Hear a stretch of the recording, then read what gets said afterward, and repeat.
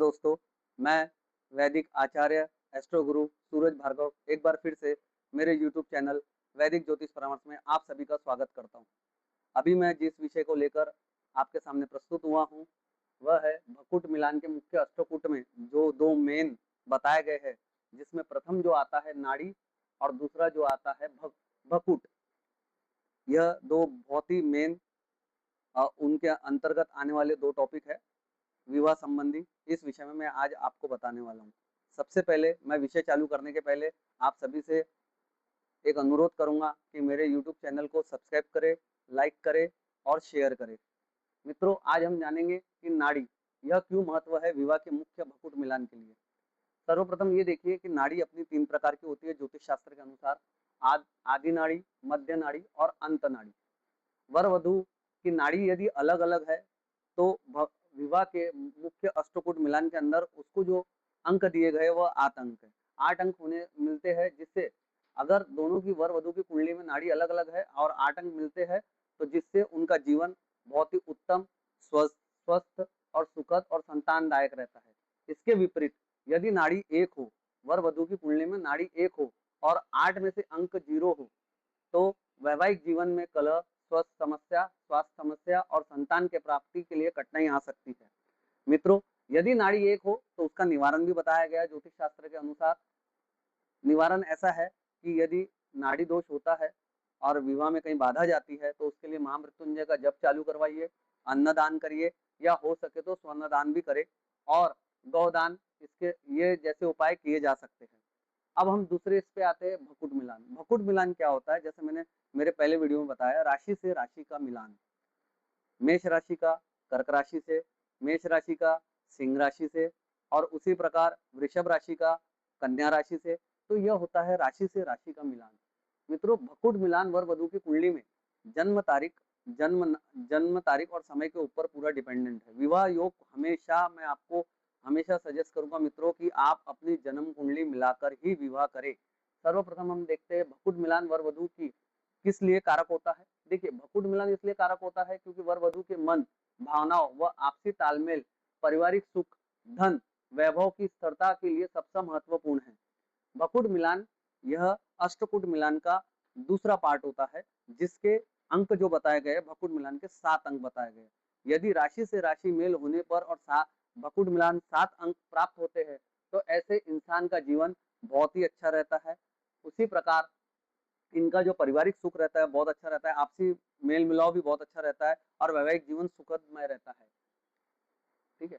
परस्पर यदि इसके विपरीत हम देखते हैं, तो यदि भकुट मिलान जब वर वधु की जन्म राशि एक बार फिर से ध्यान रखिएगा मित्रों, जन्म कुंडली में चंद्रमा जिस राशि में हो उसे जन्म राशि कहते हैं, और जिस जन्म कुंडली में सूर्य जिस राशि में हो उसे सूर्य राशि कहते हैं। मित्रों, ये दोनों अलग अलग है। यदि आप ध्यान दोगे कि जन्म राशि, जैसा मैंने कहा है, जब वर वधु की जन्म राशि परस्पर एक दूसरे से छठी हो, जैसा मेष राशि की परम शत्रु कौन हो गई?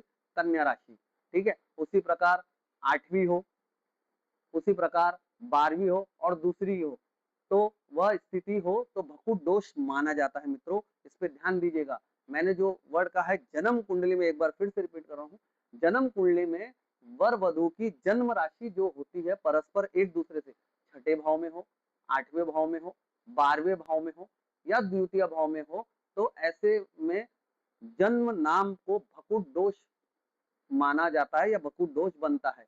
चंद्रमा यह जन्म कुंडली के अंदर मन का कारक है, इसलिए भकुट में पति पत्नी का मन और स्वभाव आपस में कैसा रहेगा, यह भकुट मिलान बताता है। यदि हम देखते हैं, मैंने कुछ इसमें पॉइंट्स लिखे हैं, देखिए, 6वें भाव और 8वें भाव में षष्टक योग बनता है। एक बार फिर से सुनिए मित्रों, आपकी जन्म राशि से 6वीं राशि और 8वीं राशि जो योग बनता है वो षष्टक योग होता है। इससे शारीरिक कष्ट, मानसिक पीड़ा या वैवाहिक जीवन में मतभेद रहता है। वैसे ही यदि हम जन्म राशि से 12वीं राशि हो या द्वितीय राशि हो, तो इससे इंसान आर्थिक तंगी व धन की तंगी से गुजरता है। ऐसे समय में फाइनेंशियल कंडीशन की प्रॉब्लम आती है, फाइनेंशियल क्राइसिस होते हैं और साथ ही साथ पारिवारिक मतभेद भी होते हैं। भकुट दोष रद्द करने का सबसे अच्छा व सुजल निवारण क्या है? देखिए, यदि राशि स्वामी एक हो, दोष कैसे नष्ट होता है। एक चीज समझिए, जैसा मैंने प्रथम में कहा कि मेष राशि से अष्टम भाव वृश्चिक राशि आती है। परस्पर मित्रों दोनों ही ग्रह मैत्री में दोनों के स्वामी जो है मंगल है, मतलब दोनों के स्वामी मंगल है, तो ये शत्रु नहीं हुए या ये आपका षष्टक योग नहीं बना। फिर से सुनिए मित्रों, एक बार फिर से कह रहा हूँ कि मेष राशि का स्वामी मंगल है और वृश्चिक राशि का स्वामी मंगल है, इसलिए दोनों परम मित्र हो गए राशियां। तो ऐसे इसमें यदि राशि स्वामी एक हो तो भकुट दोष रद्द हो जाता है। यदि दोनों राशियों के स्वामी के बीच आपस में मित्रता का संबंध हो तो भी भकुट दोष रद्द हो जाता है। मित्रों, ये आपको जानना बहुत ही आवश्यक है।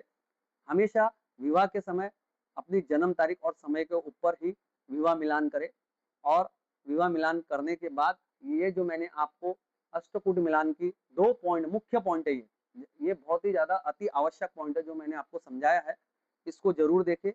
और मेरे वीडियो को अगर आपको पसंद आया है तो उसे लाइक करें, सब्सक्राइब करें और शेयर करें।